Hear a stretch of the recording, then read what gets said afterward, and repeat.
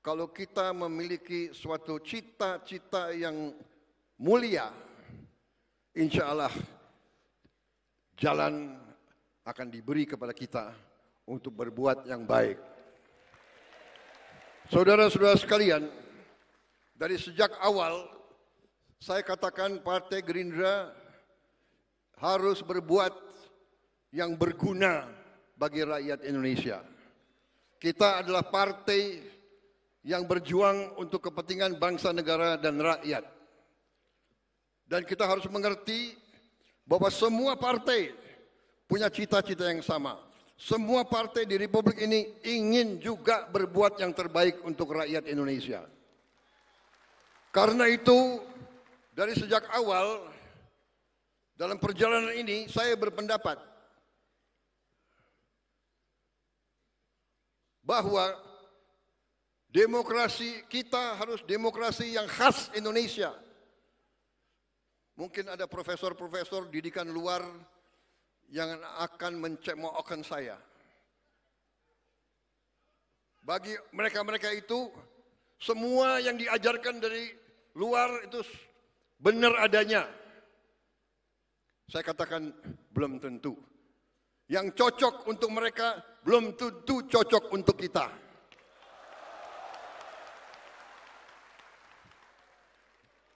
Ada negara yang menganggap demokrasi itu kita harus bermusuhan. Demokrasi kita tidak boleh kita bermusuhan dengan lawan-lawan politik kita. Bahkan saya kira keliru kalau kita pakai istilah lawan politik. Tidak ada lawan politik, yang ada adalah kawan seperjuangan dan kita bersaing tapi untuk ujungnya mengabdi, berbakti kepada negara, bangsa dan rakyat Indonesia.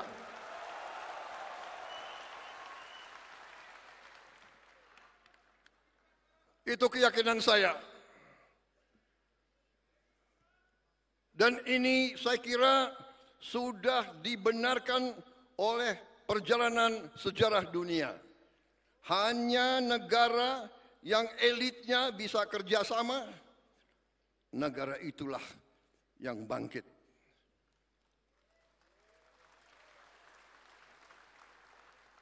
Contoh sudah terlalu banyak. Contoh sudah terlalu banyak. Tiap hari, tiap malam kita lihat di berita-berita televisi, di YouTube, di mana-mana. Negara walaupun kaya, negara walaupun luas, negara walaupun punya sumber alam yang luar biasa, kalau elitnya tidak bisa kerjasama. Apalagi elitnya maling.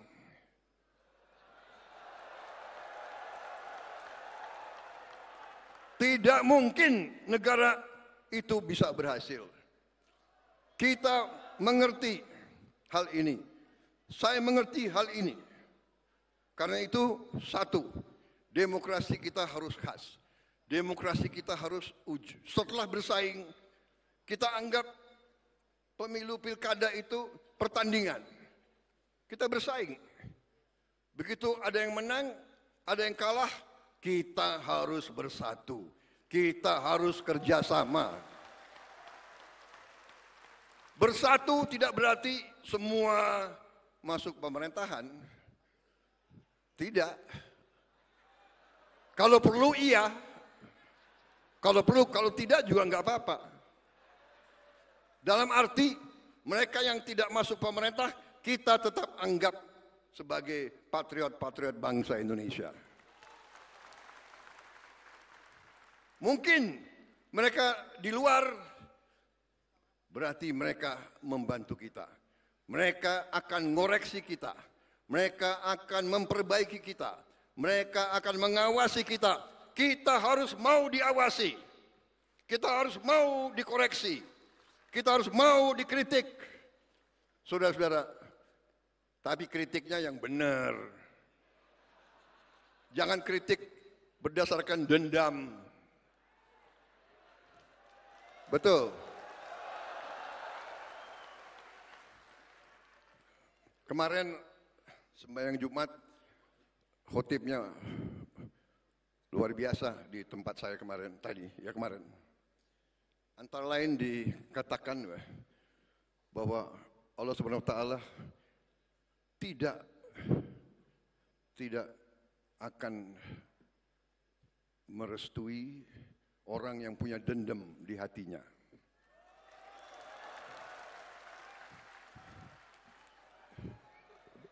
Gus Ipul, benar? Ini NU loh.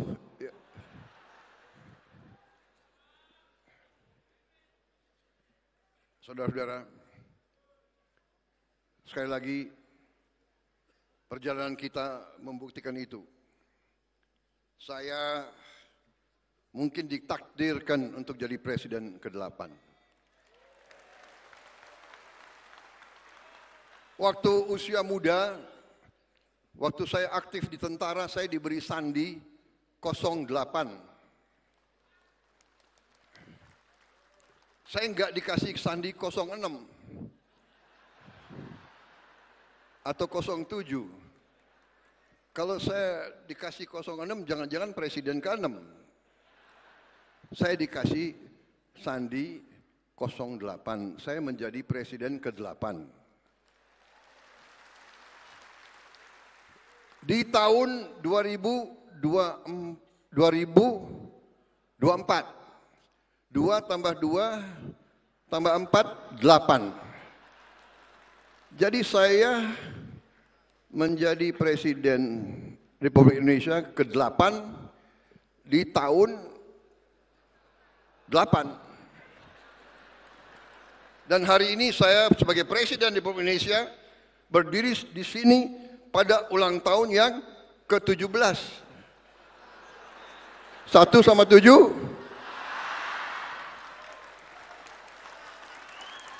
Dan kebetulan hari ini tanggal 15 bulan 2 2025. Jadi 15, iya kan?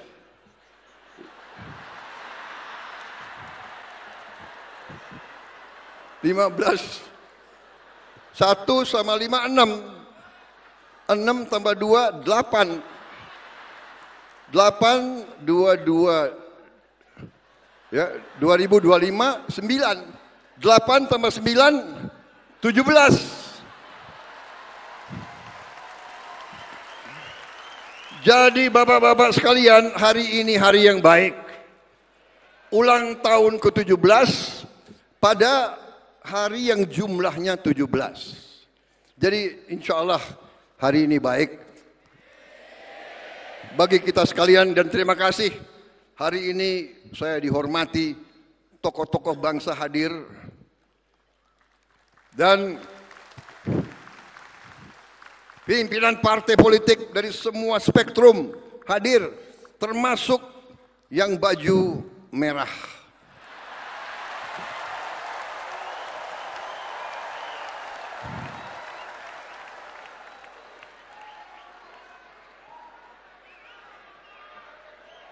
Saudara-saudara, saya ini setengah Minahasa, setengah Sulawesi.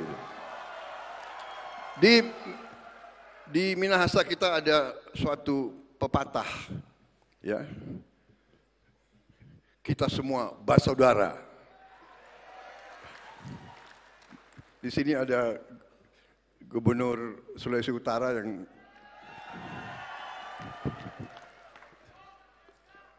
walaupun kita bersaing, tapi kita bersaudara. Saya kira itu saja yang ingin saya sampaikan, saudara sekalian.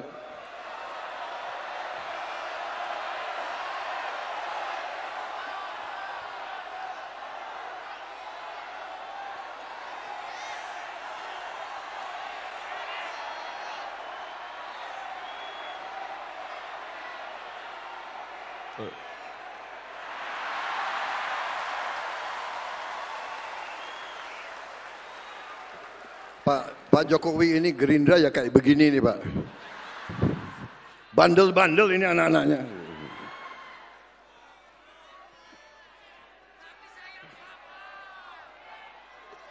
Saudara-saudara sekalian, Memang kemarin itu tanggal berapa itu ya?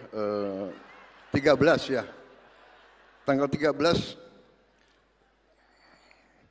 saya didadak oleh mereka-mereka ini semua. Tadinya Rapimnas akhirnya dirubah jadi kongres luar biasa itu.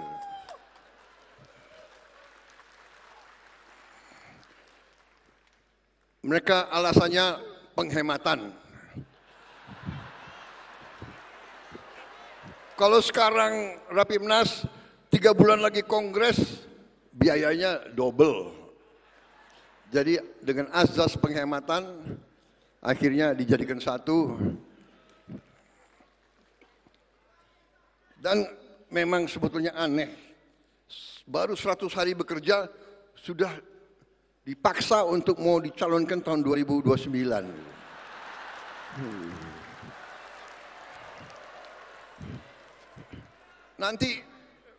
Nanti ada itu pengamat-pengamat Prabowo ambisi. Ini ada wartawan dia ngerekam semua, ngerekam dia pingin saya salah bicara itu. Kalau ada wartawan media saya harus bicara sopan sekali. Kalian mau saya bicara sopan atau apa adanya?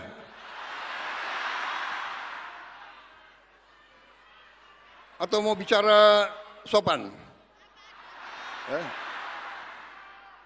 Saudara-saudara sekalian, negara kita